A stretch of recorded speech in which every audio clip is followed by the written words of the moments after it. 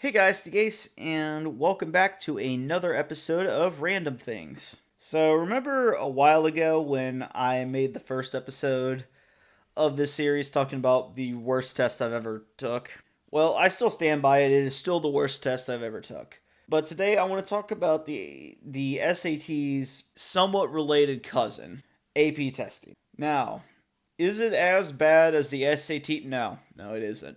No, I'm not even going to finish that sentence because the AP test is streets ahead of the SAT. I want to talk about mainly why I think the AP test is much better than either of those two Hellspawn tests, but why I still am not a fan of either of them.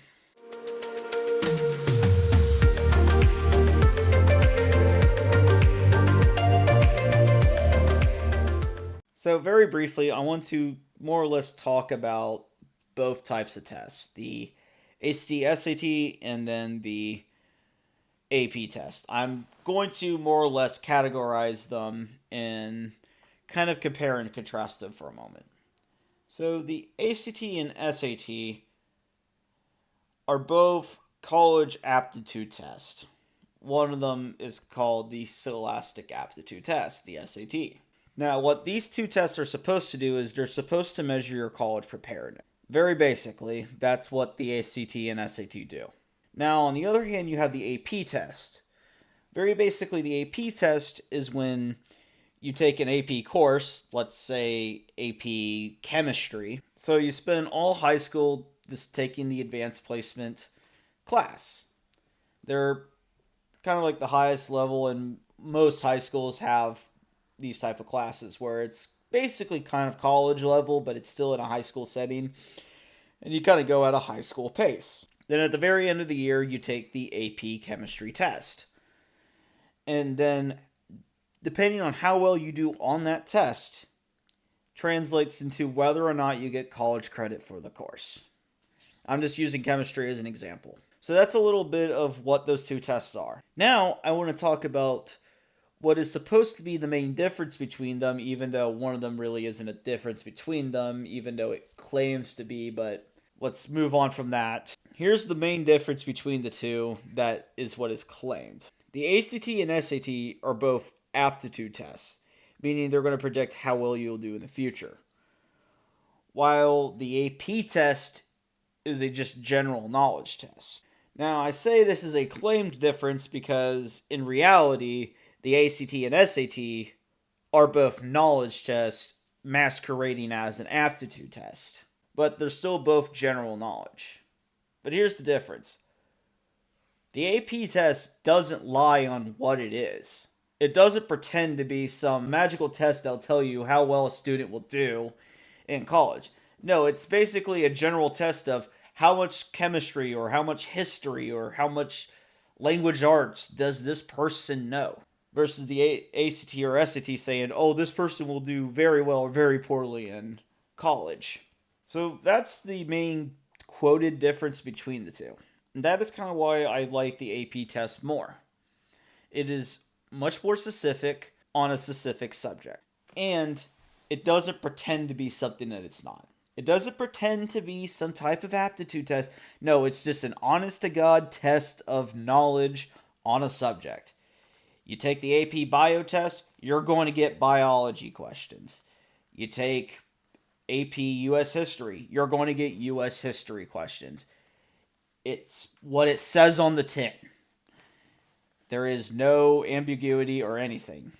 Now, I did say why I like AP more than I like the SAT or ACT, but there is one main reason why I don't like either of them, and it's the same reason why I think standardized testing is just all around bad.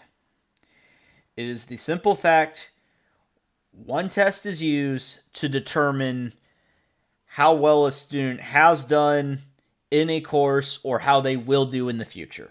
All that is based off of one test, and that is not an accurate description. Now, I will be fair. There is really no good way to try to get a snapshot of anyone's academic performance in school. There really isn't. Because you could say, well, what about tracking their courses in high school? Well, every high school course is a little bit different. Sure, you learn the general basic stuff, but sometimes you learn more, sometimes you learn less. You have really good teachers, you have really bad teachers. So, taking their high school courses isn't really accurate. Same with GPA. Because you can have a really fairly high GPA and just take really easy courses. That doesn't really mean much to the kid with a 4.0, but he's like this in like, basic classes, while with the kid with the 3.5 is in honors classes. On paper, yeah, the 4.0 looks way better, but with a little bit of context, maybe the 3.5 is better. And then you can factor, because it's all based on averages. Basically, one bad grade can tank the GPA. Like let's say you really struggled with geometry and you tanked in geometry. Well, now your whole GPA is toast because of one bad course. I mean, you can still be a straight A student and just really suck at geometry. Because I knew a lot of people that were really good all the way around, and then they just have one course that they just really struggle with. It happens. So to be fair, there isn't really a good way to do this, but again, standardized testing just also really isn't much better, because basing an entire student's future on how well they do on one test also really isn't fair. Because think about all the times people have taken tests.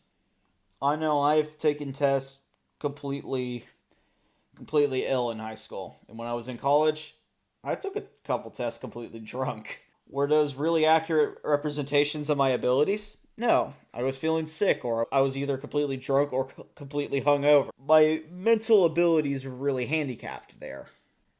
And God forbid a kid gets sick on testing day. And being sick isn't something you could really plan for. I know plenty of times in my life I got sick at random. There's nothing you could prepare for. And it's like, oh great, now I feel super nauseous and I gotta go take a test now. This is not gonna be fun. So that's the main reason why I still don't like basically any high stakes testing, especially state testing or anything. You're basing it off of one snapshot of how well they did in school. Now, it's not perfect and there's really no perfect way, so I still very much disagree, but I don't really have a solution of how to fix it. So that's kind of the main thing of why I don't like one test, but I like the other. Now, me personally, I took 4 different AP tests. I took U.S. history in 10th grade, Physics 1 and U.S. government in 11th, and then Spanish in 12th grade. And I can tell you the scores I got on them because of how AP scores work. It's on a scale of 1 to 5, so that's pretty easy to remember. The 2 government and history I got a 4, and then physics and Spanish I got 2s on. So needless to say, I had to retake physics once I got to college, which was good because I didn't actually understand anything in physics. Physics was actually the first time I actually completely, utterly bombed a test. And I mean, like, I got nothing right. Well, I'll tell you a little bit about that one. When I was in AP Physics, our first test, I really just did not get a single word he was saying. This is one of the very first things learning in physics, kinematics. Those equations you use, you plug in the variables, and then you can solve for typically the height, velocity, initial or final, time, all that kind of stuff. That's the first thing we learn. Yeah, I took the kinematics test and got a 0% because I failed at the start of every question. I failed so magnificently. Even the teacher was impressed.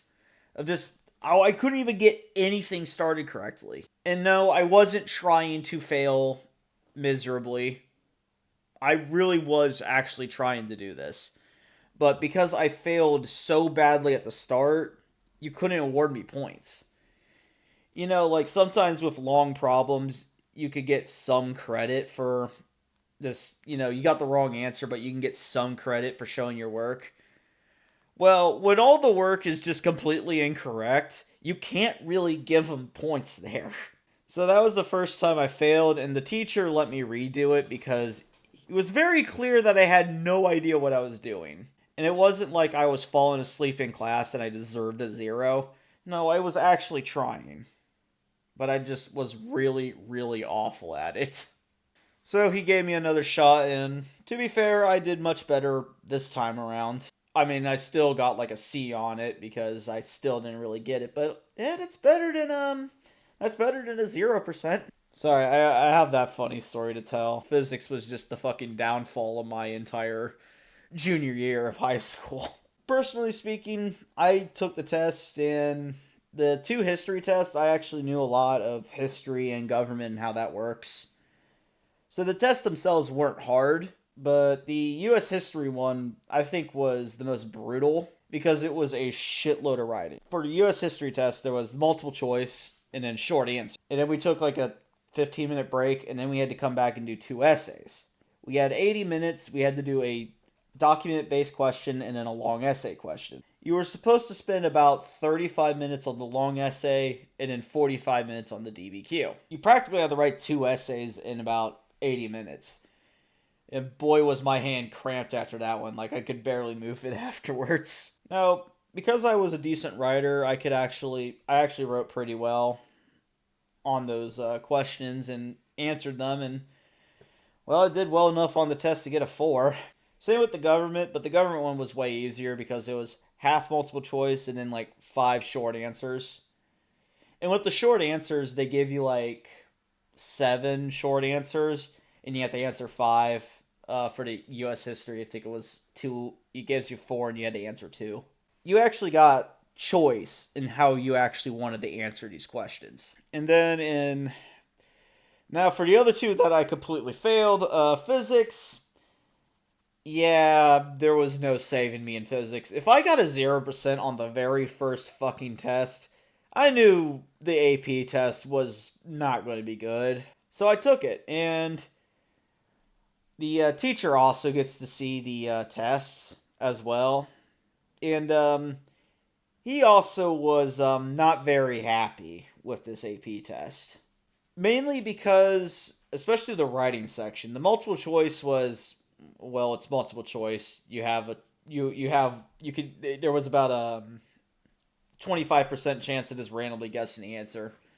20 if it was a 5 option question. But the writing section, we were supposed to actually do physics. For whatever reason, during our physics test, we didn't really get math. We got theory instead.